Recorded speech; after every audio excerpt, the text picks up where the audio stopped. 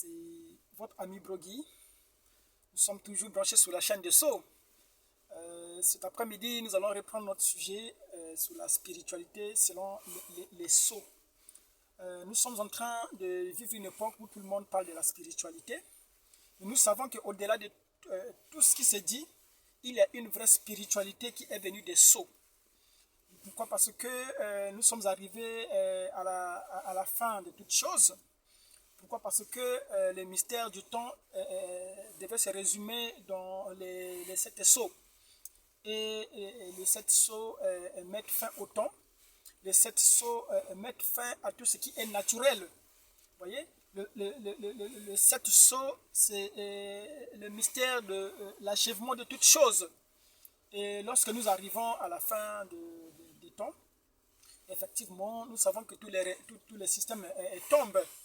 Pourquoi? Parce que la chose qui allait mettre fin au système, c'était la pierre qui est venue sans le secours d'aucune main. Et lorsque cette pierre frappe la statue, nous avons vu dans la prophétie que la pierre, lorsqu'elle est déclenchée, elle frappe la statue au pied. Et les pieds étaient constitués d'une partie en argile et de l'autre c'était en fer. Et cela a été interprété par Malachie 4, qui nous a expliqué que l'argile c'était Koutchev et le fer c'était Eisenhower. Et que lorsque les deux personnes se sont mises sous la table, et que Koutchev avait pris sa chaussure et frappé sur la table, Malachie 4 interprète pour dire que c'était l'accomplissement de ce que Daniel avait vu. Et nous voyons qu'il y a une pierre qui s'est détachée sans le secours d'aucune main pour mettre fin effectivement à cette statue de Daniel qui symbolisait le système du monde. C'est pourquoi les gens, lorsque la statue s'effondre, vous voyez, c'était pour que la pierre qui a frappé la statue puisse s'élever pour devenir une grande montagne. Nous savons que c'est ce qu'on appelle la montagne des Oliviers. Or, la montagne des Oliviers, c'est quoi? Lorsqu'elle grandit, cette montagne se scinde en deux parties. Vous voyez, cela montrait l'avènement de la nuée. Pourquoi? Parce que la nuée nous renvoie à Matthieu 17. Alors, lorsqu'on arrive à Matthieu 17, c'est ça la montagne de la transfiguration. Et Jésus est au sommet de la montagne. Il y a Élie et Moïse, voyez-vous, qui symbolisent les vivants et les morts en Christ, tous réunis dans le mystère d'être assis ensemble. Voyez? Pourquoi? Parce qu'au temps de la fin, c'est au temps où toutes choses devaient être rassemblées en Christ. Et nous savons que c'est la nuée qui rassemble toutes choses. Nous avons parlé de cela lorsque nous avons essayé d'expliquer le mystère de l'au-delà pour Branham. Lorsque Dieu lui a permis de passer par une petite crise cardiaque et de se retrouver dans le pays des immortels, et Branham avait demandé où était Paul. Vous voyez, il n'avait pas vu Paul. Il a dit, j'ai prêché comme Paul. Si ceux de Paul entrent, les miens aussi entreront. Pourquoi? Parce que Branham était dans son ciel à lui. Conformément à ce qui lui a été dit dans sa commission ou par l'ange, qu'une grande partie du ciel lui a été donnée. Nous savons que la partie du ciel a été donnée à tous les messagers, parce que chaque messager à son âge, c'est lui qui assurait l'intercession, je vais dire la médiation. Vous voyez?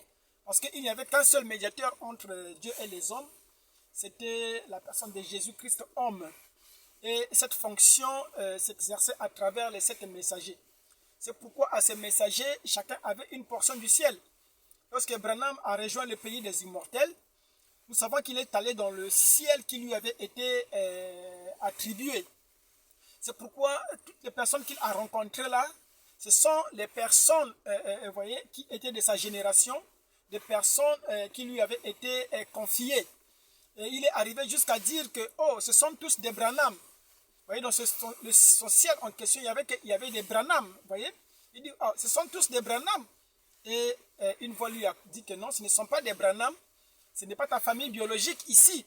Mais il s'agit des personnes que toi, tu as ramenées dans le Seigneur. Vous voyez, c'est pour montrer que au-delà de l'immortalité, avant la venue de la nuée, les gens n'étaient pas assis ensemble.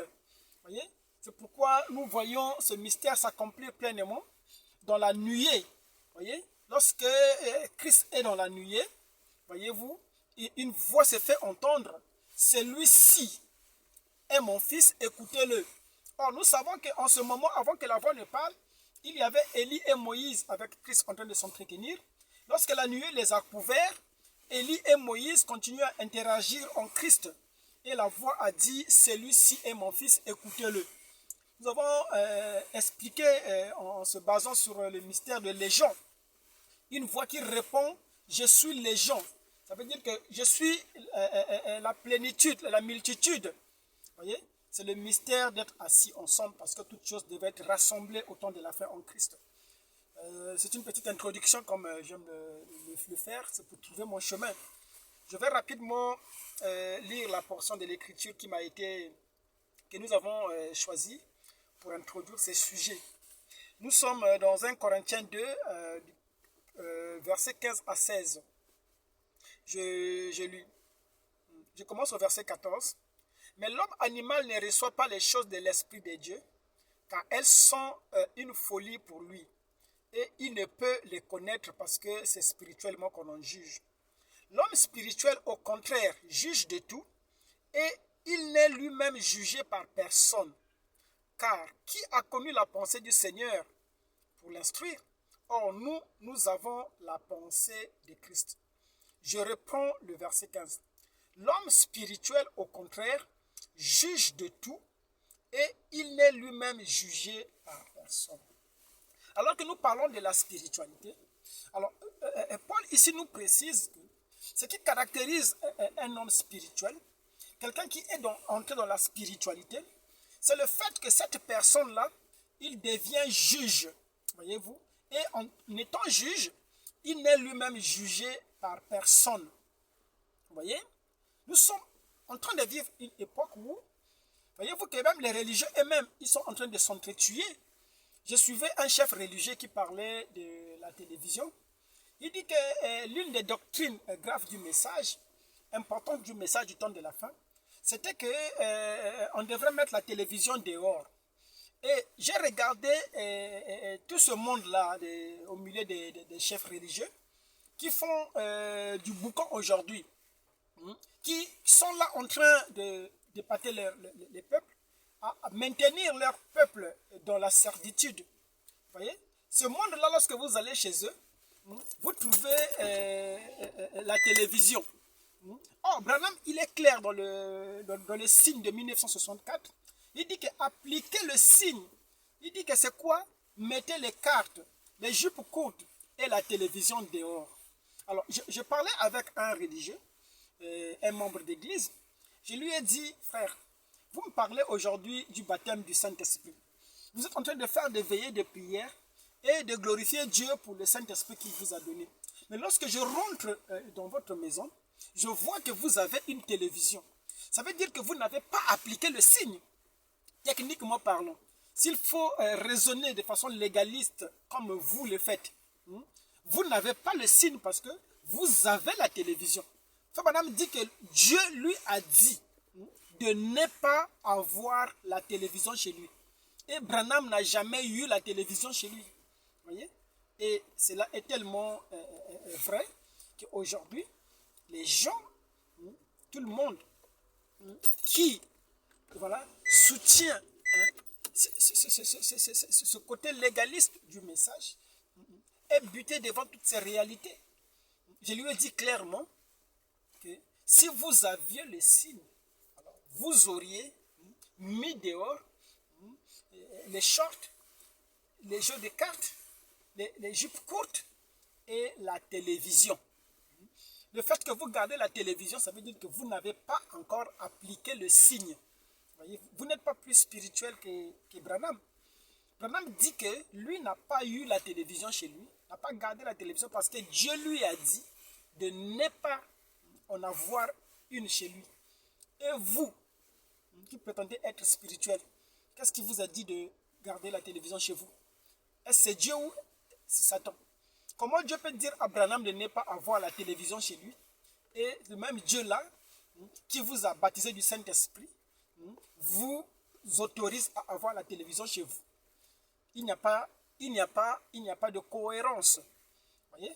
C'est pourquoi il est temps de quitter les rituels, il est temps de quitter les ordres de l'Église, il est temps de quitter la loi pour rentrer dans le 8e jour.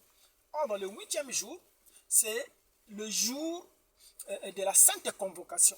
Et nous avons montré que lorsqu'on arrive à la sainte convocation, vous ne venez plus par des lois, vous ne venez plus par des ordres, par des rituels, mais vous venez par un seul principe qui est la prédestination.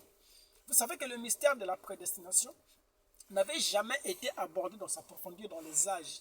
Dans les âges, on parlait de la préscience de Dieu. Voyez-vous que Dieu, dans sa préscience, parce qu'il est omniscient, il avait prédestiné. Voyez-vous, on ne pouvait pas parler de la prédestination dans les âges, sinon ça allait casser toute la doctrine biblique. Parce que Jésus voulait que dans le royaume des cieux, que ce soit les violents qui s'en emparent. Or, les violents, ce sont ceux qui priaient, qui gênaient beaucoup. Il dit qu'il fallait être un violent, quelqu'un qui use de la force pour arracher le royaume des cieux. Voyez-vous? Et cela, c'était le principe qui animait l'esprit des âges. Qu'il fallait beaucoup prier, qu'il fallait pratiquer des œuvres pour mériter le salut. Voyez? Mais si on parlait de la prédestination en ce moment, ça allait mettre à terre, voyez-vous, cette conception. Parce que selon la Bible, nous voyons que avant que les deux enfants, parlons d'Ésaïe et de Jacob, avant que les deux enfants ne naissent, Dieu avait aimé Jacob et il avait haï Ésaïe. Alors, qu'est-ce que Ésaü, le pauvre, avait fait pour que Dieu puisse le détester avant même qu'il ne soit formé dans le ventre de sa mère? Parce que c'est Dieu qui dit qu'avant que les deux ne naissent, il dit que Dieu avait choisi Jacob. Donc Ésaü ne pouvait rien faire pour que Dieu puisse l'aimer. Voyez? C'est pourquoi lorsque vous lisez dans l'exposé, Frère Branham explique, il dit que Dieu n'est pas l'objet d'un amour humain. Il dit qu'aucun mortel ne peut dire que j'aime Dieu. Au contraire, c'est Dieu qui nous aime. Voilà pourquoi la Bible dit que Dieu a tellement aimé le monde et il a donné son Fils afin que quiconque croit ait la vie éternelle. Donc c'est Dieu qui nous aime, c'est Dieu qui nous choisit. Nul ne peut venir à lui sans que le Père ne l'attire. Or, nous savons que lorsque vous êtes dans le royaume, dans le mystère du royaume des cieux, qui sont les âges de l'Église, voyez-vous, Jésus explique cela en donnant l'exemple d'un pêcheur qui va dans la mer, qui jette son filet, et lorsqu'il retire son filet, vous voyez, il n'y a pas que le poisson qui vient. Il y a des serpents de mer, il y a des morceaux de bois, il y a toutes choses qui se trouvent, qui habitent dans la mer, qui viennent dans le filet. Mais une fois que le filet est à terre, alors ça va consister à faire le tri. Il faut trier le poisson, trier les serpents de mer, les serpents de mer, le poisson, les morceaux de bois. Voyez-vous que le pêcheur, il n'a pas à perdre son temps là-dessus. Il les renvoie dans les eaux, dans la mer, parce que lui, il n'a besoin que de poissons. C'est pourquoi dans les âges de l'Église, on était tous confondus. Il y avait les trois sortes de croyants. Il y avait tout le monde, voyez-vous, et tout le monde qui réclamait être de Dieu. Tout le monde qui avait reçu le baptême du Saint-Esprit. Vous allez me dire, frère Guy, ces personnes-là avaient reçu le baptême du Saint-Esprit. Je dirais, oui, monsieur. Pourquoi? Parce que la pluie, ça tombe sur les bons et sur les mauvais. Lorsque le soleil brille, voyez-vous que le soleil brille sur tout le monde. Voyez? Ces gens-là avaient reçu le Saint-Esprit authentique de Dieu. Mais vous savez que le Saint-Esprit, comme nous l'avions dit ultérieurement, c'est un habit pour le service. On devrait vous oindre du Saint-Esprit pour service. Voyez? Vous avez le baptême du Saint-Esprit comme une onction pour entrer dans le service. Donc c'est un habit de travail. Et au jour où Christ vient, voyez-vous, nous quittons, nous abandonnons cet habit de travail qui est le baptême du Saint-Esprit pour prendre l'habit de la fête. Voyez-vous, vous savez que lorsque vous faites un travail avec l'habit du travail, voyez-vous que vous pouvez même rouler par terre pouvez avoir de la boue sur vous avec cet habit-là, c'était toléré. C'est pourquoi on a vu les gens avec le baptême du Saint-Esprit authentique de Dieu tomber avec les femmes, avec toutes les souillures possibles, mais lorsqu'ils se retrouvent à l'église, ils parlent en langue, ils guérissent les malades, ils font des miracles. Voyez-vous? Voilà pourquoi aujourd'hui le baptême du Saint-Esprit n'a rien à voir avec la vie éternelle. Pourquoi? Parce que le vrai don, c'est votre âme. Voyez-vous? Ça n'a rien à voir avec le baptême du Saint-Esprit. Ça, c'était l'habit de travail. Il faut maintenant quitter le baptême du Saint-Esprit pour rentrer dans le pays éternel, le glorieux pays éternel du millénium. Voyez-vous? Il faut quitter. Voilà pourquoi il y a eu un homme qui s'est tenu dans la brèche pour aider à faire traverser les gens. Nous sommes venus pour séparer les deux œuvres. Donc je disais que le mystère de la prédestination devrait entrer en vigueur à la fin des âges de l'Église. Voilà pourquoi nous qui sommes de l'épouse, qui nous réclamons de l'épouse, nous ne sommes plus dans les rituels. Nous ne sommes plus en train de suivre les ordres de l'Église. Nous ne sommes plus en train de suivre les lois ecclésiastiques. Voyez? Nous sommes dans un seul mystère qui est le mystère de la prédestination. Nous ne reconnaissons personne selon la chair. Parce que Paul a dit toutefois, si vous avez connu Christ selon la chair, vous ne le connaîtrez plus de cette façon. Nous connaissons les gens aujourd'hui par rapport à la prédestination. Et l'âme prédestinée, c'est celle qui reçoit la parole. Nous allons lire ce que Frère Branham dit. Frère Branham parle dans la brochure des citernes crévassées du 26 juillet 1964. Il dit, la preuve qu'on a l'esprit, parce qu'ici nous sommes en train de parler de la spiritualité venue des sceaux, il dit, la preuve qu'on a l'esprit, c'est ceux qui peuvent recevoir la parole. Ni l'amour, ni le parler en langue, mais c'est de recevoir la parole. Il dit que la preuve qu'on a le Saint-Esprit, qu'on est spirituel, c'est lorsque vous pouvez recevoir la parole. Mais quelle parole? La parole qui est donnée en sa saison. C'est pourquoi nous devrions séparer les deux œuvres. Nous avons dit que l'amalgame avec les prédicateurs, ce n'est pas parce que les prédicateurs n'ont pas lu les messages. Non, les prédicateurs ont lu les messages. Les prédicateurs ont les applications du message. S'il a besoin de trouver quelque chose dans le message, il tape sur l'application, ça sort. Voyez-vous? Donc, point de vue connaissance du message, les gens en ont. Maintenant, ce qui pose problème aujourd'hui, c'est l'application du message. Les gens n'ont pas compris le conseil de Frère Branham. Les gens n'ont pas compris que dans le ministère de Frère Branham, il y avait deux jumeaux. Pourquoi? Parce que chaque réveil produit des jumeaux. Voyez-vous? Il y avait le message pour les âges de l'Église. Il y avait un autre message pour l'épouse. Voilà pourquoi le but de l'épouse aujourd'hui, c'est de séparer les deux œuvres. Parce que nous avons abordé cela longuement. Lorsque nous parlions du mystère de « il est écrit », mais l'épouse vient avec le « il est aussi écrit ». Voyez-vous? Il est écrit dans la parole prophétique, mais il est aussi écrit. Voyez-vous? L'épouse vient pour séparer le « il est écrit » avec le « il est aussi écrit ». Pourquoi? Parce que dans le message de Branham, comme je viens de dire, il y avait le message pour la Vierge folle, il y avait aussi le message pour la Vierge sage. Pourquoi? Parce que dans les âges, lorsqu'on envoie la pluie, voyez-vous, c'était pour arroser l'ivraie et aussi pour arroser le blé. Voyez-vous, jusqu'à ce qu'on arrive à la moisson. Alors, Frère Branham dit qu'aujourd'hui, nous ne sommes plus au temps où on s'aimait. Nous sommes plus au temps où ça de la croissance. Nous sommes maintenant au temps de la moisson. Vous voyez, le temps de s'aimer, de croître, Frère Branham dit que c'est terminé. Maintenant, c'est le temps de moissonner, le temps de la récolte.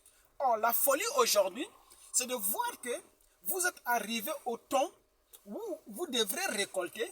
Vous voyez les gens continuer à arroser la sémence, alors que vous arrivez au temps de la moisson. Et ce que font les prédicateurs aujourd'hui. Ils vont faire l'évangélisation. Or, l'évangélisation devrait se faire au temps de l'ensemencement. L'évangélisation, c'est pour aller planter la parole dans les cœurs des gens, aller convertir les gens. Mais nous ne sommes plus à cette époque-là. Nous sommes à une époque où la sémence était déjà partie en terre. La sémence est passée à travers le processus de la croissance. Et la sémence est arrivée à la maturité. Et nous sommes venus pour moissonner la terre. Pourquoi? Parce que dans la parabole de Jésus, lorsque le premier semeur est passé et il a semé de la bonne graine, voyez-vous que l'adversaire est passé aussi habillé en noir. Il a semé de la mauvaise graine qui est de l'ivraie. Voyez? Et le conseil du Seigneur était qu'on devait laisser les deux croître au même moment jusqu'au temps de la fin. Voyez-vous? Et lorsqu'on arrive au temps de la fin, voyez, alors on envoie les ouvriers qui ont pour mission, voyez-vous, de séparer l'ivraie du blé. Voyez? Donc, le message que nous parlons aujourd'hui, ce n'est pas d'aller convertir les gens. Ce n'est pas d'aider que les gens puissent être sauvés. Il n'y a rien de ce qui peut sauver dans le message que nous disons. Pourquoi? Parce que les portes de la grâce sont fermées. Le temps du salut est passé. Celui qui n'est pas sauvé, il ne pourra pas l'être. Nous parlons aux prédestinés qui ont la vie éternelle. C'est pourquoi nous parlons de la sainte convocation. Et la sainte convocation est régie par un seul principe qui est la prédestination. C'est-à-dire que vous avez toujours été éternel et vous manifestez. Vous voyez? Nous ne sommes plus au jour où nous cherchons les âmes. Ce sont les prédicateurs qui cherchent les âmes. Les pasteurs, là, les chefs religieux là, qui sont là à la recherche des âmes. Pourquoi? Parce que ils n'ont pour intérêt que de construire de grandes églises. Ils n'ont pour but que d'avoir beaucoup de membres d'église. Pourquoi on parle d'eux? Mais l'épouse, voyez-vous, est dans les affaires du Père. Les affaires du Père aujourd'hui, c'est quoi? C'est séparer l'ivraie du blé. Voilà pourquoi nous appliquons la parole pour séparer. Parce que ce qui moissonne le fruit de la terre, c'est de la fossile. Voilà pourquoi nous lions l'ivraie afin de placer l'ivraie dans les temps de feu. Voyez? Pourquoi? Parce que les grains seuls devraient bénéficier de la parole. C'est pourquoi l'ivraie n'a pas droit au soleil. Le soleil de la justice qui s'est levé aujourd'hui ne doit concerner que le grain. Parce que le grain va au soleil, c'est pour mûrir. Rester dans le mystère de la constance. Voyez-vous? Mais l'ivraie n'a plus droit au soleil aujourd'hui. C'est pourquoi lorsque cette pierre descend, la pierre n'écrit grâce, grâce que pour elle. La pierre n'écrit pas grâce, grâce pour le monde. Pourquoi? Parce que pour le monde, il a été dit malheur à la terre, malheur aux habitants de la terre. Pourquoi? Parce que lorsque les vannes de l'enfer sont ouvertes, voyez-vous, lorsque les choses odieuses se déversent sous la terre, en ce jour-là, voyez-vous, on dira malheur à la terre. Voyez? Pourquoi? Parce que il n'y aura plus de salut. Il n'y a plus de miséricorde. Voyez-vous, c'est le temps des tourments. C'est ce qui est en train de se passer en ce temps-ci, où nous voyons la terre en train de passer dans le purgatoire. Voyez-vous, la terre qui est en train de tituber comme un homme ivre, qui est frappé de tous côtés par tout ce qui est naturel, par tout ce qui a été prévu. Voyez-vous, alors, ami pécheur, où te cacheras-tu? Voyez-vous, n'est-ce pas que tout le monde est aujourd'hui en train de crier, montagne de tomber sur nous? Voyez? Ils sont en train de se rassembler dans les églises pour implorer la grâce du Seigneur. Mais il n'y aura plus de grâce. Pourquoi en ces jours-là, son œil n'aura plus de pitié? Branham disait que maintenant il est votre avocat. Il est en train de plaider pour vos péchés. Mais un jour, la même personne, les mêmes yeux qui ont pleuré, vraiment, la même personne viendra. Cette fois-ci, non pas pour pleurer, les mêmes yeux qui avaient fait couler les larmes, les mêmes yeux vont faire sortir les flammes de feu. Ça sera un Dieu irrité. Voyez-vous, il n'y a plus de grâce. Voilà pourquoi nous continuons à stigmatiser, nous continuons à frapper les hommes religieux qui ne comprennent pas l'insistance d'aujourd'hui, qui ne comprennent pas que ce n'est plus le temps d'aller chercher les âmes, qui ne comprennent pas que lorsqu'on parle de la prédestination, lorsqu'on parle du mystère de la prédestination, voyez-vous, c'est des êtres éternels qui n'ont pas besoin de passer par les ordres de l'Église. Voilà pourquoi nous ne baptisons plus les gens. Voilà pourquoi nous ne prêchons plus la sanctification. Voyez? Parce que nous croyons qu'on ne peut pas prêcher la sanctification On ne peut pas prêcher la sanctification à un grain. Pourquoi? Parce que dans les grains, il y a tout ça dans les grains. Voyez-vous? On ne peut pas prêcher ces choses-là. Pourquoi? Parce que ça, c'est des choses qui font partie d'une vie. Voyez? Parce que vous êtes les grains, vous êtes selon une certaine nature, voyez-vous, qu'on ne peut pas vous enseigner, qu'on ne peut pas vous inculquer. Voyez? Pourquoi? Parce que Branham disait que le Saint-Esprit, c'est comme un habit que vous portez. Voyez-vous? On ne peut pas vous dire de porter, on ne peut pas définir l'habit que vous portez. Vous savez que vous portez un habit. C'est ça ce qu'on appelle la spiritualité. Voyez-vous? Vous avez quelque chose en vous. Voyez-vous? C'est cette chose-là que Pierre avait. Lorsque Pierre s'est tenu devant cet aveugle, qui lui a demandé de l'argent, il dit, je n'ai ni or ni argent, mais ce que j'ai, je te le donne. C'est ça la spiritualité qui est venue des sceaux. Ce n'est pas de l'ancestralité aujourd'hui. Aujourd'hui, les religieux, ils sont défiés par les animistes. Pourquoi? Parce que dans les animistes, on peut voir quelqu'un aujourd'hui qui allume un grand feu, il va se placer au milieu du feu, en train de manger, en train de chanter, voyez-vous, et il n'est pas brûlé. Mais cette expérience, les religieux ne peuvent pas faire ça. Pourquoi? Parce que lorsqu'on retire l'esprit sur l'église, voyez-vous, la chose qui faisait vivre l'église, voyez-vous, aujourd'hui, les religieux sont exposés à eux-mêmes. Il n'y a plus de Dieu. Dieu s'est retiré de la terre. C'est pourquoi ils sont incapables de manifester, voyez-vous, la puissance de Dieu. Pourquoi? Parce que lorsque la nuée vient, voyez-vous que la nuée, nous avons parlé de cela dans le mystère du grand aimant. Voyez-vous que lorsque on fait passer le grand aimant sous la terre, voyez-vous, tous ceux qui ont le fer en eux, voyez-vous, ils s'agrippent à l'aimant. Voyez-vous, et lorsque l'aimant sort de la terre par le mystère de la translation, voyez-vous, ce qui reste, voyez-vous, c'est du sable. Ce qui reste, c'est la religion. Voilà pourquoi Dieu n'est plus dans ces choses-là. Les grands scandales sont en train d'arriver. Les grands scandales ne font que commencer. Tous ces grands pasteurs-là qui nous ont donné l'impression qu'ils étaient vraiment grands, un à un va descendre. Un à un va révéler sa nature. Pourquoi? Parce que nous sommes au jour où Jésus est en train de dire aux gens de se retirer de lui parce que il ne les a pas connus. Il dit qu'en ce jour-là, quel jour? Le jour dans lequel nous vivons. Il dit que nombreux viendront à moi, ils me diront, Seigneur, n'ai-je pas guéri les malades en ton nom?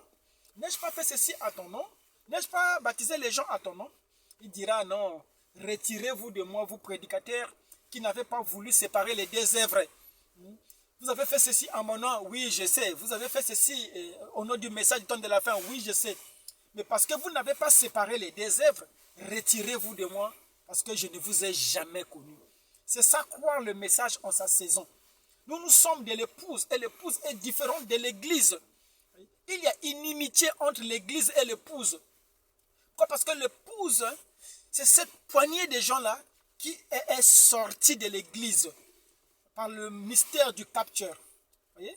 Nous sommes en train de parler de ces choses et c'était la continuité de l'introduction pour essayer de circonscrire. Nous allons vraiment parler de la spiritualité des sceaux en rapport avec ce que nous avons déjà abordé, disons le mystère qui était révélé en langue inconnue. Nous avons parlé d'une civilisation qui devait venir des sceaux, d'une civilisation authentique, une civilisation qui devrait apporter une culture. Et une culture est exprimée à travers une langue. Voyez? Nous, les Bénin Congo, les Bénin, les Bantous, voyez-vous, nous avons une culture. Et cette culture-là devait s'exprimer à travers une langue. Voyez? Ceux qui ont écrit nos histoires en nous, en tant que Bénin Congo, voyez-vous qu'ils n'ont pas écrit notre histoire en se basant sur nos langues. Voyez-vous? Ils ont écrit des choses qu'ils ont compris. Et ils n'ont pas assez de mots pour expliquer notre culture en nous. Pourquoi? Parce que la culture des sceaux est exprimée par un langage. Voilà pourquoi Jésus disait, pourquoi ne comprenez-vous pas mon langage? Pourtant, Jésus parlait la même langue. Il y a un mystère entre le mystère du langage et le mystère de la langue. Voyez-vous que les gens peuvent parler une certaine langue, mais sans comprendre le langage. Et nous savons que le septième sceau, c'est un langage. Voyez-vous? Pourquoi Jésus disait que, pourquoi ne comprenez-vous pas mon langage? Voyez-vous? Un jour, nous parlerons sur le mystère du langage, pour que les gens comprennent pourquoi nous insistons sur la séparation des deux œuvres. Tant que vous ne séparez pas les deux œuvres, vous êtes encore dans la brèche. Voyez-vous? Tant que vous ne séparez pas les deux œuvres, on vous dira que je ne vous ai jamais connu. Et votre chute est en train de venir. Pourquoi? Parce que tous ceux qui n'ont pas manifesté la parole, voyez-vous, ces gens-là sont en train d'être livrés. Pourquoi? Parce que livré doit sécher. Lorsque la chose qui vous maintenait en vie est retirée, lorsque le grain est retiré de la balle, voyez-vous que la balle n'a plus de destin. Le destin de la balle, c'est quoi? C'est la fournaise ardente. Le destin de la balle, c'est quoi? C'est la sécheresse. Nous allons rentrer profondément dans cette spiritualité venue des sceaux, lier cela avec le mystère en langue inconnue, et nous comprendrons le nouveau ordre. Nous comprendrons comment, voyez-vous, cette race des extraterrestres opère aujourd'hui. Pourquoi? Parce que nous appartenons à un ordre, ce que nous avons appelé l'ordre des ovnis. Voyez-vous, des gens qui sont venus pour investiguer la Terre. Au temps de Frère Branham, les gens avaient peur des ovnis. Ils disaient que c'était les communistes qui les envoyaient. Et Branham a dit non, ce ne sont pas les communistes. Il dit que les ovnis, il dit que ce sont des espions qui viennent, voyez-vous, pour investiguer. Ce sont les théophanies qui ont été libérées par la nuée. Voyez-vous, c'est ça qui fait des apparitions partout où les gens, voyez, ont tellement peur. Voyez, ce sont les théophanies. C'est l'ordre des extraterrestres. Nous allons parler de cet ordre-là. D'après le mystère de je vous rencontrerai là-dedans. Comment cette chose-là que vous avez prié, comment cette chose-là se fond en vous. Vous devenez lui. De la même manière que lui et le Père étaient un, il dit que par le truchement de la parole, voyez-vous, lorsque vous recevez votre âme, voyez-vous, vous devenez un avec Christ. Branham dit que l'unité du Père et du Fils, ce n'est pas comme de Branham et de Meda. Non. Si vous frappez Branham, vous n'avez pas frappé Meda. Mais le Père et le Fils, c'était indivisible. Celui qui a vu le Père a vu le Fils. De la même manière aujourd'hui, lorsque Christ quitte le trône du Père qui est la colonne de feu, pour prendre, être représenté à travers le Fils de Dieu manifesté, alors celui qui vous voit a vu le Christ. Pourquoi dites-vous, montrez-nous Jésus? Les gens qui cherchent Jésus. Pourquoi dites-vous, montrez-nous Jésus? Ne savez-vous pas que quand vous nous voyez, vous le voyez? Parce que lorsque Jésus vient aujourd'hui, il est l'épouse. C'est tellement glorieux ces choses que nous disons. Mais nous avons le temps de rentrer en profondeur. Merci, c'était Brogui.